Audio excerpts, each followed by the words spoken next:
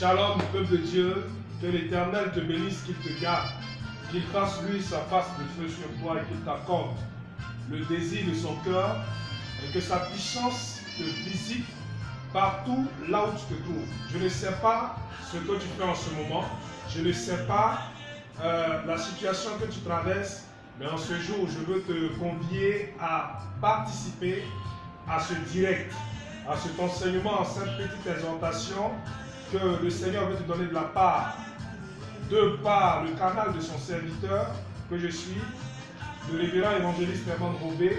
Et donc, je veux inviter quelqu'un à se connecter à ce direct. Je veux inviter un maximum de personnes à se connecter à ce direct parce que l'heure n'est plus à l'amusement, l'heure est au sérieux.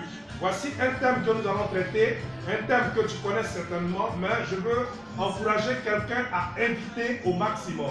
Je veux encourager quelqu'un à inviter, à partager au maximum. Si tu es là, je ne sais pas là où tu te trouves. Peut-être tu te trouves sur la route, peut-être tu es dans un taxi-compteur, peut-être que tu es dans un bureau, peut-être que tu es dans une pharmacie, dans un hôpital. Je ne sais pas l'endroit là où tu te trouves, mais je veux t'encourager à suivre ce direct parce que le Saint-Esprit veut te parler par le canal de son serviteur que je suis. Et donc je veux encourager quelqu'un à prendre sa Bible dans le livre de Actes des Apôtres chapitre 13 au verset 3. Et le thème que nous allons développer est très capital. Ça nous parle des vrais et des faux serviteurs. Je ne suis pas là pour dénigrer quelqu'un. Je ne suis pas là pour parler mal de la vie ministérielle de quelqu'un. Mais je suis là pour parler de la part du Saint-Esprit. Je suis là pour parler de la part de Dieu. Et donc, en ce matin, je veux t'encourager à prendre ta Bible, à te connecter à ce direct parce que Dieu veut te parler. Il veut te donner une instruction. Il veut t'ouvrir l'esprit afin de discerner le vrai du faux. Et donc, prends ta Bible dans le livre de Actes des Apôtres, chapitre 13, au verset 3. Et donc, avant de rentrer en profondeur, je vais encourager quelqu'un à partager. Partage cette vidéo en écoutant ce cantique d'un frère, un frère que j'aime bien, voilà, qui chante, il s'appelle Ismaël, vraiment il chante très bien. Il nous chante un cantique, Gagné, aïe, aïe. Voilà, on chante ensemble avec ce frère pour commencer le direct. Donc, prends ta Bible pendant ce temps.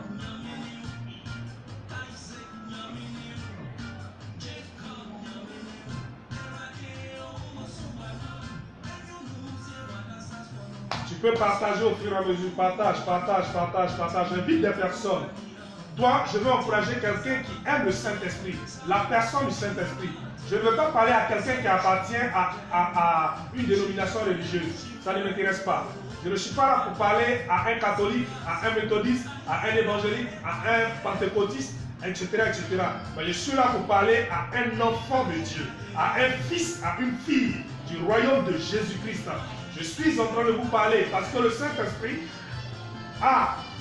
est en toi, il est en nous, il est en moi, il est en toi. Là où tu te trouves, il est en toi. L'heure est arrivée, il faut que tu actives la puissance de Dieu au travers de sa sainte parole, qui est la sainte Bible que nous tenons ici. Et donc, je veux t'encourager à prendre la Bible, à te prendre au sérieux, parce qu'il y a longtemps, des plaisantins ont fait leur apparition dans le milieu ecclésiastique. Voilà, des bandits, des délinquants sont rentrés au milieu des hommes de Dieu. Et ils se font appeler hommes de Dieu.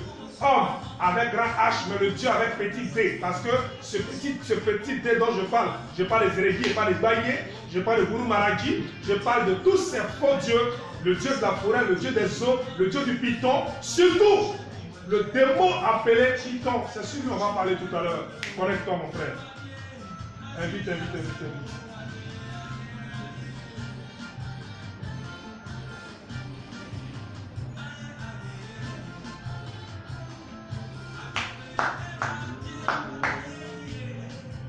Alors, peuple de Dieu, que l'Éternel te bénisse, qu'il te garde, qu'il fasse lui sa face de feu sur toi. Déjà, le fait d'être connecté à ce direct, je veux partager cette parole en quelque temps avec vous. Dans le livre de Actes des Apôtres, le chapitre 13, le verset 3. La Bible nous dit ceci. Alors, après avoir gêné et prié, il leur imposait les mains et les laissa les laissait partir. Je reprends le verset. Alors, après avoir jeûné et prié, il leur imposait les mains et les laissait partir.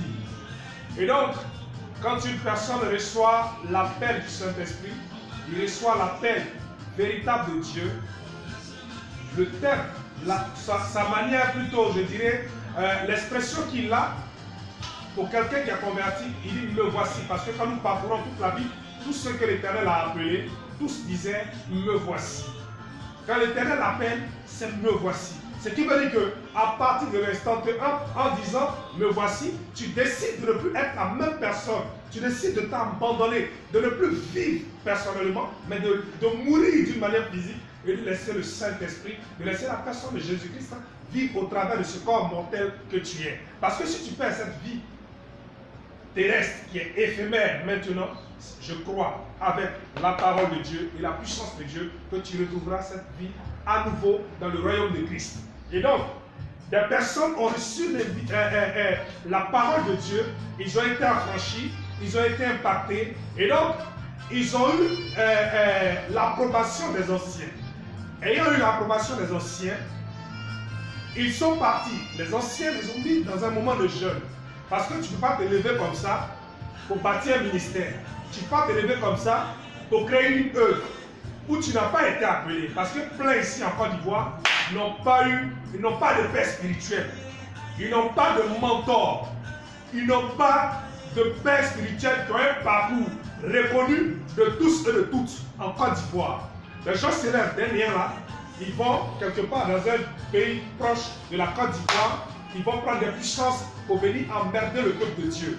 Ils viennent voir des brouteurs spirituels, des anarchas spirituels, des délinquants spirituels, des mafieux. Ils viennent t'arracher le peu que l'Éternel t'a donné. Et donc, Dieu veut ouvrir ton esprit dessus. Et donc, ces personnes ont reçu une instruction venant des anciens, leur demandant d'aller jeûner et de prier. Parce que la Bible nous dit en Apocalypse que ce livre de la loi ne se glorifie pas de ta bouche. Et donc, pendant qu'ils sont allés prier, ils sont restés aussi en méditation. Ils sont restés en intimité avec Dieu, en jeûnant, en priant. Et après observation des anciens, ils sont arrivés, ils ont reçu l'imposition des mains.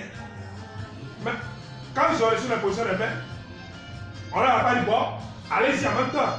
Ils ont reçu des conseils. Et ces conseils leur a permis de bâtir un ministère solide. Et ce ministère solide aujourd'hui a porté du fruit parce que je parle des personnes dont l'histoire nous a été contée dans la Sainte Bible. Paul, Saul et Barnabas. Et donc, quand nous allons au verset 9, on dit, alors Saul, appelé Paul, rempli du Saint-Esprit, fixa le regard sur lui et dit, donc nous allons remonter, remonte plutôt au verset 6. Prends le verset 6 dans ta Bible. La Bible dit, ayant ensuite traversé toute l'île de Paphos, il traversait il trouvait un certain magicien, faux prophète juif, nommé Bar-Jésus. Je reprends pour que tu comprennes. On dit, ayant traversé toute l'île jusqu'à Paphos, il trouvait un certain magicien, faux prophète juif, nommé Bar-Jésus. Ce monsieur était un prophète. Il donnait des révélations. Aujourd'hui, on voit des gens qui courent pour aller en Israël chaque matin. Ils courent pour aller en Israël. Mais je vais vous dire, vous qui partez en Israël, soyez sages. J'ouvre la lucarne, j'ouvre une parenthèse. Soyez sages. Parce que en allant en Israël, ce n'est pas tous ceux qui sont en Israël là, qui sont convertis. Ce n'est pas tous ceux que vous voyez parmi les juifs qui sont convertis. Parce que là, la Bible précise, ce monsieur était un magicien. Ce monsieur avait des pratiques occultistes. Ce monsieur avait des pratiques diaboliques. Ce monsieur avait des pratiques démoniaques. Et ce monsieur se faisait appeler prophète. Et regardez son nom. On l'appelait Bar-Jésus. Ce n'est pas le nom Jésus là qu'on entend dans les églises.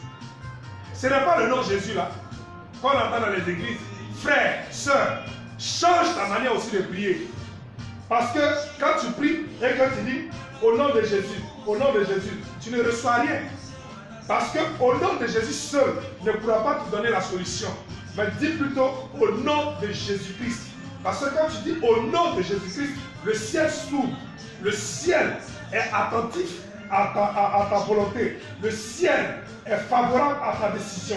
Le ciel est d'accord avec ce que tu fais. Et donc un enfant de Dieu ne peut pas rester dans l'émotion. Un enfant de Dieu ne peut pas marcher dans la volonté diabolique. Ne peut pas se mettre à donner à des choses occultistes. Et je peux dire, notre frère, ce frère appelé Elimas le magicien, est une créature de Dieu.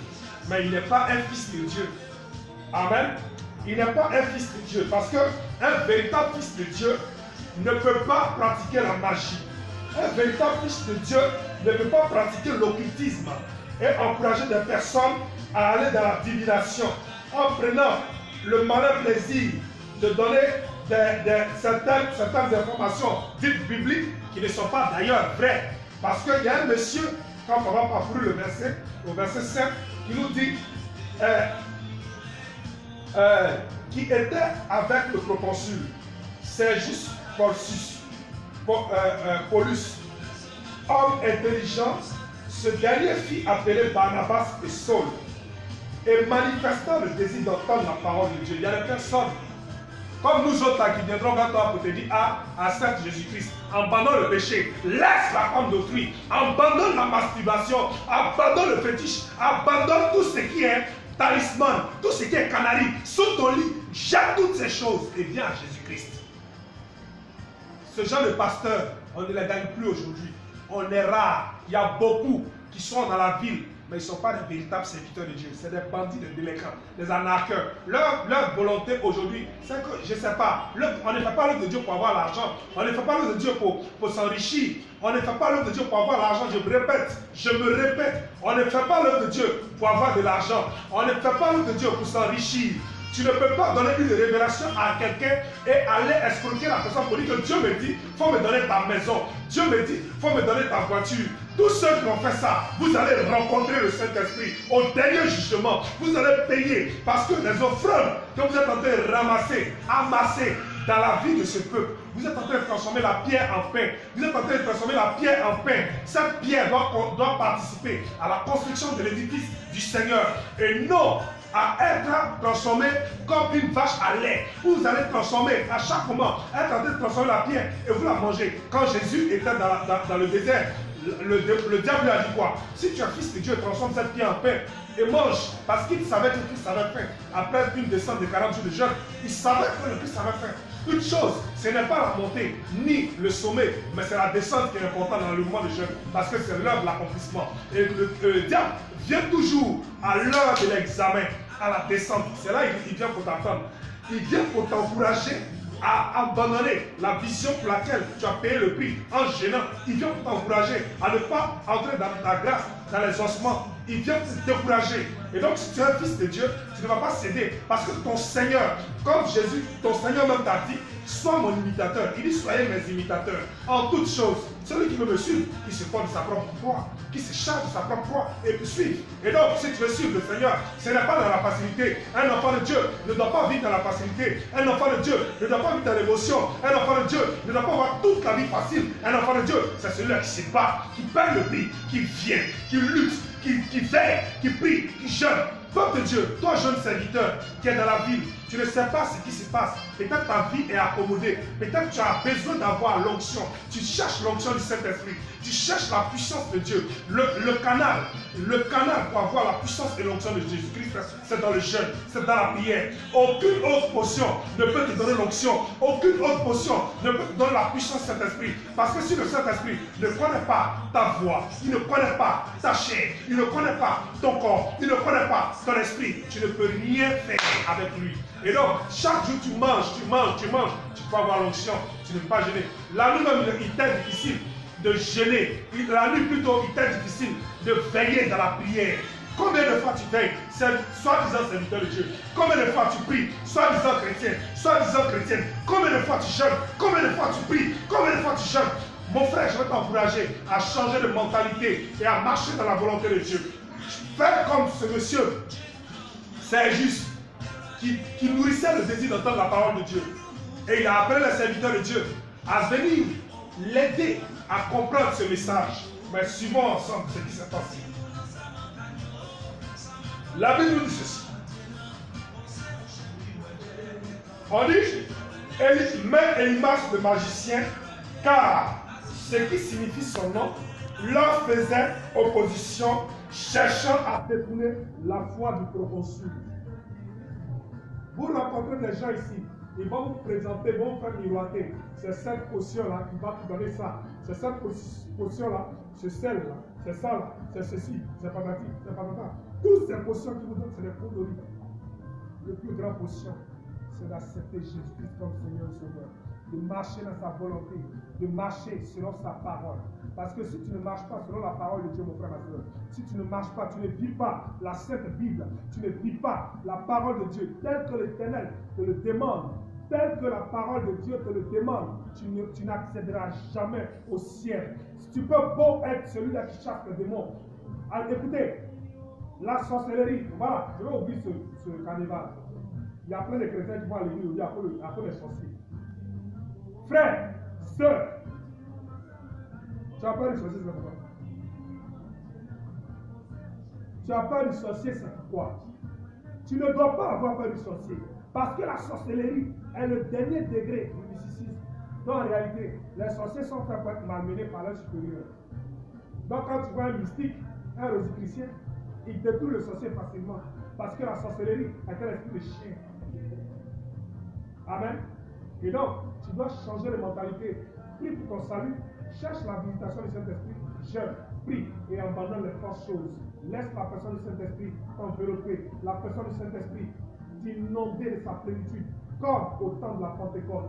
Le Saint-Esprit sera toujours avec toi. Lorsque tu vas jeûner, tu vas prier. Quelle que soit la maladie, quelle que soit la situation que tu traverses, quel que soit le chaos dans lequel tu es, notre Seigneur Jésus-Christ a payé le prix à la croix au lieu du crâne appelé Golgotha pour que ton histoire change. Alors tu n'as plus besoin de t'accommoder. Évite l'accommodation et révolte-toi, vaillant héros, vaillant héros. Vaillant héros, car Christ est avec toi. Je suis un homme de Dieu, avec grand D. Un homme de Dieu, je sers Dieu avec le grand D, la personne du Saint-Esprit, la personne de Jésus-Christ de Nazareth, le racheté, celui-là dont le sang a ruisselé sur le lieu du crâne, pour que mon âme soit rachetée, pour que ton âme soit rachetée. C'est ce Dieu-là que nous servons, c'est ce Dieu-là que nous prions, c'est ce Dieu-là que nous adorons, c'est ce Dieu-là que nous acclamons, c'est ce Dieu-là que nous célébrons. Je ne sépare que nous, quel que soit le mal, au nom du Saint-Esprit, au nom de Jésus-Christ, je commande à la maladie, à la douleur, à l'échec, quelles que soient les difficultés, le blocage financier, au nom de Jésus-Christ, je commande au nom de Jésus-Christ que ces démons, que toutes ces situations se transforment en positivité dans ta vie, dans ta descendance, au nom de Jésus-Christ de Nazareth. Mon nom, je suis le révérend évangéliste Herman Robé, leader du centre d'intercession, le rocher des âges pour l'évangile. En abrégé, CIRAE. Nous avons un contact SOS plutôt, SOS que nous allons vous donner, qui est le plus 225 02 00 75 91 plus 225 02 00 75 91. Nous sommes avec Jésus-Christ, notre Seigneur et Sauveur. Notre Seigneur et Sauveur. Notre Seigneur et Sauveur. Avec Jésus-Christ, c'est le véritable rachat de nos âmes. Jésus-Christ est le rachat véritable de nos âmes. Alors, marchons à ses pas pour un changement nouveau au nom de Jésus-Christ. Shalom.